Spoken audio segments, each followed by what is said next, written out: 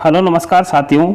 आज की क्लास में हम मैथ्स के मोस्ट इम्पोर्टेंट क्वेश्चन आंसर देखेंगे जो आरपीएफ कांस्टेबल में पूछे जा रहे हैं और आने वाले एग्जाम जैसे कि एनटीपीसी और ग्रुप डी के लिए काफ़ी इंपॉर्टेंट क्वेश्चन हैं और ये सभी क्वेश्चन पेपर में छपने वाले पर्सन हैं, बार बार रिपीट हो रहे हैं, तो इन क्वेश्चनों को ध्यान से करिएगा।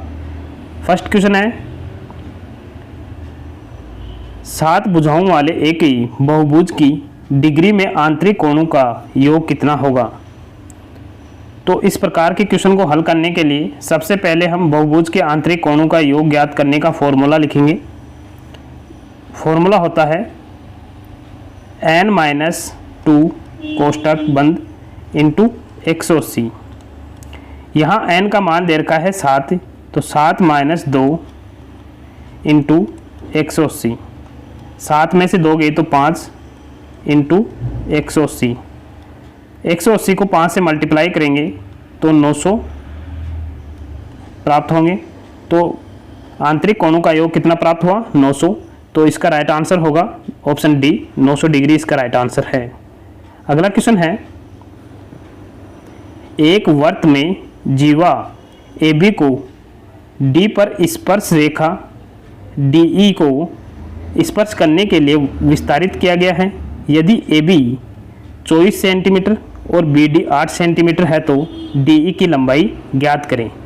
तो इस प्रकार के क्वेश्चन को हल करने के लिए सबसे पहले डायग्राम बनाएंगे। एक वृत्त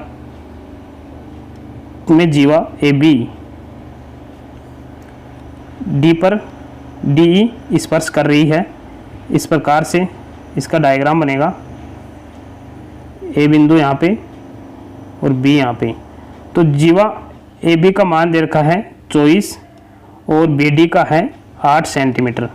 तो DE का मान हमें ज्ञात करना है। तो इसका फॉर्मूला होता है DE का whole square equal to AD into BD। AD का मान है 24 + 8 और BD का मान है 8।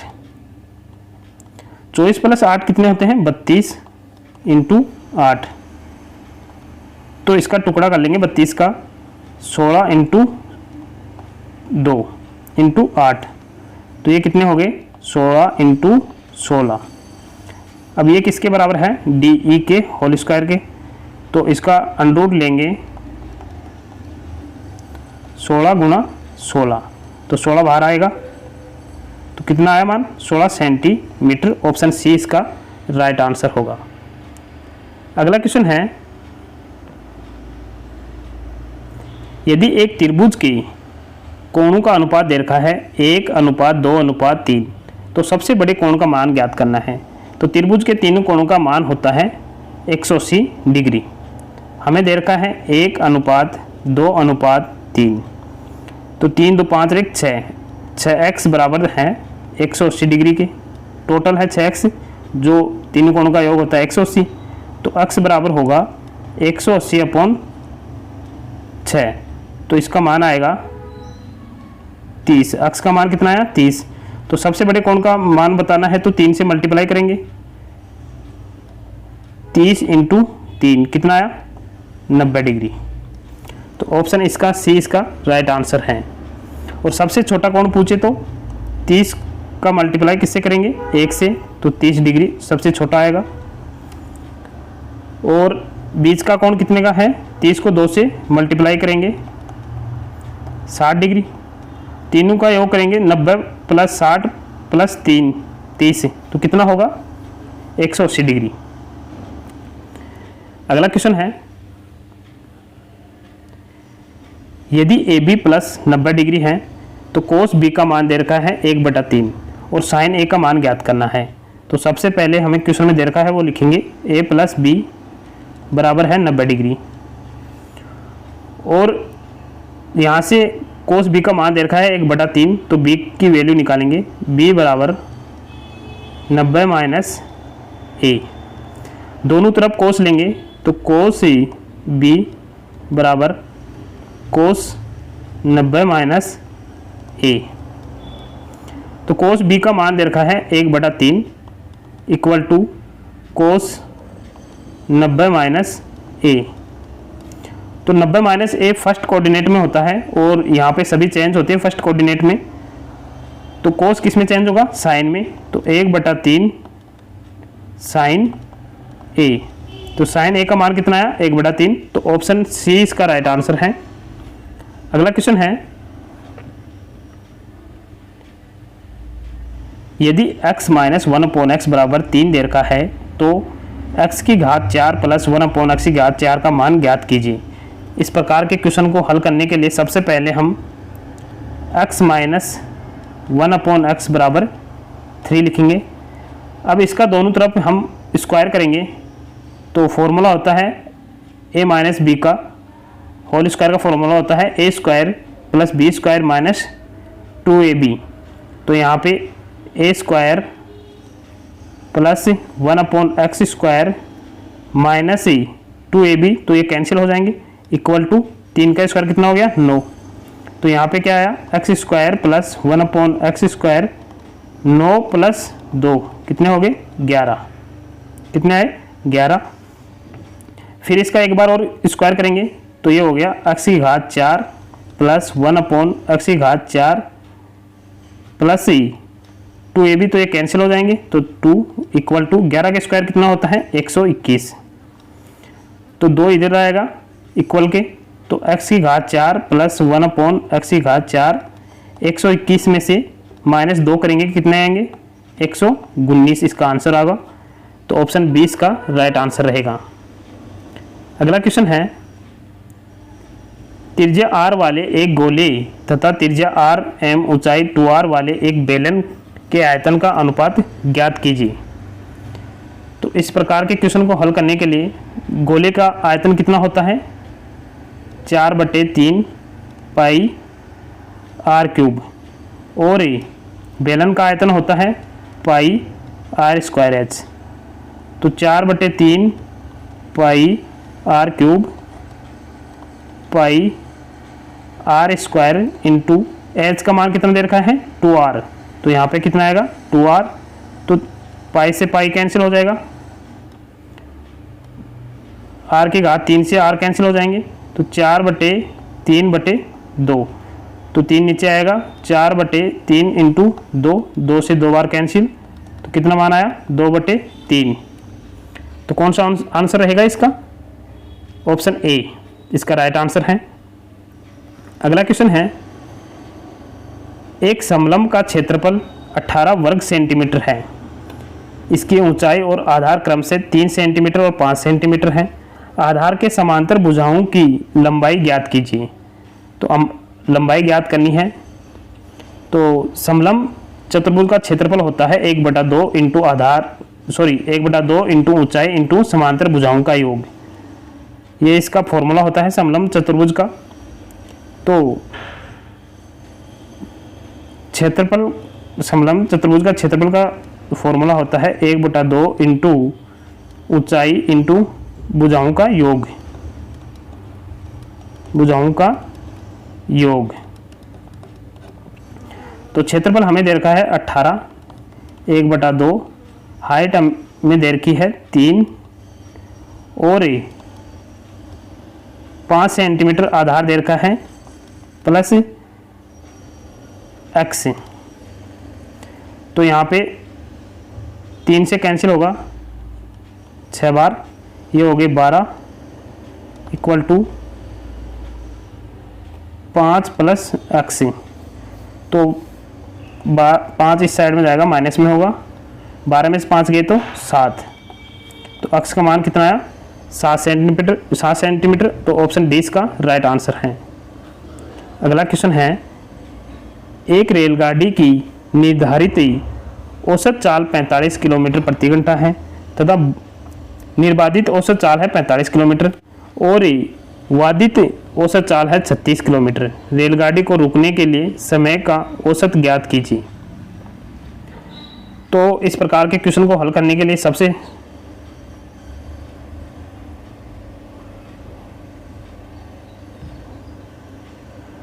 अगला क्वेश्चन है, एक रेलगाड़ी की निर्बाधित औसत चाल है 45 किलोमीटर प्रति घंटा, वादित औसत चाल है 36 किलोमीटर प्रति घंटा।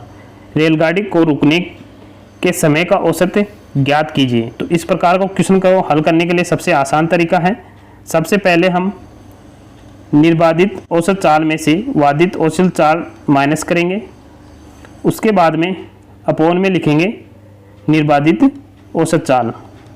तो 45 में से 36 गए तो कितने बचे, 9/45।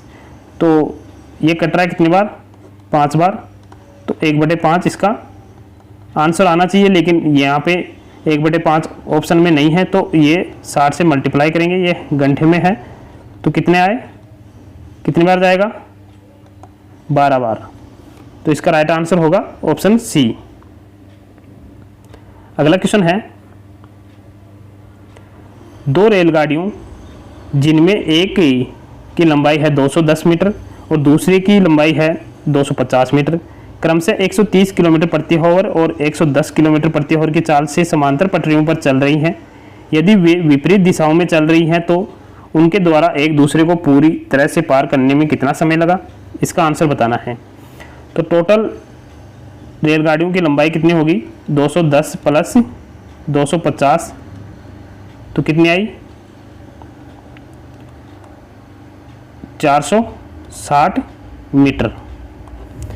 और वे दोनों एक दूसरे के विपरीत जा रही हैं तो औसत चाल जुड़ जाएंगी।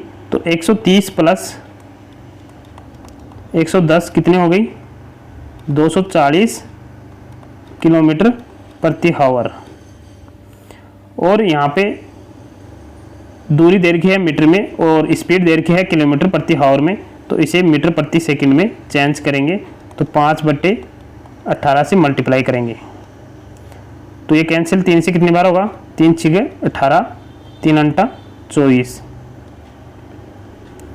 फिर ये 2 से कैंसिल होगा 6, और ये कितनी बार होगा, 40 बार। तो कितना मान आया, 5 × 20, 20/3। अब समय निकालना है तो कुल दूरी में स्पीड का भाग देंगे 200/3, तो 0 से 0 कैंसिल, ये कितनी बार कट गया, 2 से 2 2 2 3 6, नीचे बचा 10, 3 ऊपर जाएगा, 3 ऊपर जाएगा तो कितना आया, 3 ऊपर जाएगा तो 969/10, तो कितना मान आया, 6.9 सेकेंड। तो ऑप्शन ए इसका राइट आंसर है। अगला क्वेश्चन है, एक्स और वाई की वर्तमान आयु का अनुपात है 5:4। अब से 3 वर्ष बाद इनकी आयु का अनुपात 11:9 हो जाएगा, तो वाई की वर्तमान आयु कितनी होगी। काफ़ी इंपॉर्टेंट क्वेश्चन है, इस प्रकार के क्वेश्चन को हल हम शॉर्ट तरीके से करेंगे। तो वर्तमान अनुपात दे रखा है एक्स और वाई का 5:4 और 3 वर्ष के बाद में दे रखा है 11:9। तो सबसे पहले इनका अंतर देखेंगे, तो इसका अंतर कितने का है, 2 का है, और यहाँ पे कितने का अंतर है, 1 का। तो ऊपर वाले अनुपात को 2 से मल्टीप्लाई करेंगे तो 10:8। अब इनके बीच डिफरेंट है कितने का, 1 का। तो 1 बराबर कितना है, 1 बराबर 3 दे रखा है, और वर्तमान आयु ज्ञात करनी है तो 8 से मल्टीप्लाई कर देंगे, 8 × 24 वर्ष इसका आंसर होगा। तो ऑप्शन डी इसका राइट आंसर है। अगला क्वेश्चन है, किसी धनराशि पर 4% वार्षिक दर से 2 वर्ष पर प्राप्त साधारण ब्याज और चक्रवृद्धि ब्याज के बीच का अंतर 8 रुपये है, तो वह राशि ज्ञात कीजिए। तो 2 वर्ष के लिए चक्रवृद्धि ब्याज और साधारण ब्याज का फॉर्मूला होता है, मूलधन क्या होता है, CI माइनस SI 2 वर्ष के लिए, तो मूलधन इंटू दर अपॉन 100 इसके ऊपर टाइम। 2 वर्ष के लिए ये फॉर्मूला होता है। अगर अंतर दे रखा हो तो अंतर कितने का है, 8 का अंतर है। मूलधन हमें ज्ञात करना है और दर दे रखी है 4/100, टाइम कितने का है, 2 वर्ष का। कितने बार कटा, 25 बार। तो 25 बार कटा तो ये 2 बार दे रखा है, तो तो 8 बराबर हो गया P इंटू 125 इंटू 125। ये इस साइड जाएंगे तो मल्टीप्लाई में जाएंगे, 8 इंटू 25 इंटू 25 बराबर P। तो ये कितने हो गए 625। इसको 8 से मल्टीप्लाई करेंगे तो कितना आएगा 5000। तो P का मान कितना आया 5000। तो ऑप्शन डी इसका राइट आंसर है। आज का हमारा लास्ट क्वेश्चन है, नल ए और बी एक टैंक को क्रमशः 5 और 20 घंटों में भरते हैं। नल सी भरे हुए टैंक को 10 घंटों में खाली करता है। यदि तीनों नलों को एक साथ खोल दिया जाए तो टैंक को पूरा भरने में कितना समय लगेगा। तो सबसे पहले हम टैंक ए कितने में भरता है 5 में, बी भरता है 20 में और सी इसको खाली करता है कितने में 10 घंटे में। इसका सबसे पहले हम एलसीएम लेंगे, कितना आएगा, इसका एलसीएम आएगा 20। तो ये कितने बार भरेगा 4 5 चौके 20, ये एक बार, इसकी समता एक आएगी और इसकी 2। तो ए और बी दोनों टोटल मिलके 5 में और 2 में खाली, 2 इसकी क्षमता है खाली करने की, तो टोटल 3 आगे माइनस करेंगे तो 20 का भाग देंगे 3 में, कितनी बार जाएगा 20/3। इसका आंसर है होवर। तो ऑप्शन डी इसका राइट आंसर है। तो आप लोगों को क्लास कैसी लगी कमेंट बॉक्स में कमेंट करके ज़रूर बताना। क्या इस प्रकार से क्लास आगे भी चालू रखें, इसके बारे में कमेंट बॉक्स में कमेंट करके ज़रूर बताना।